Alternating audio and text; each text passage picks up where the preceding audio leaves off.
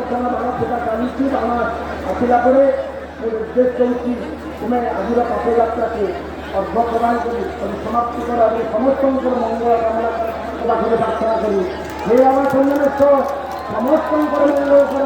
କାହାରି କିଛି ଯେତେବେଳେ ଘରକୁ ଯାଉଛନ୍ତି କାହାର କିଛି ଅସୁବିଧା ନ ହଉ, ସମସ୍ତଙ୍କ ପରିବାର ଭଲ ରହୁ, ସମସ୍ତେ ଖୁସିରେ ଖୁସିରେ ବାବାଙ୍କର ସେ ଆଶୀଷ ପାଇ ଘରକୁ ଯାଆନ୍ତୁ।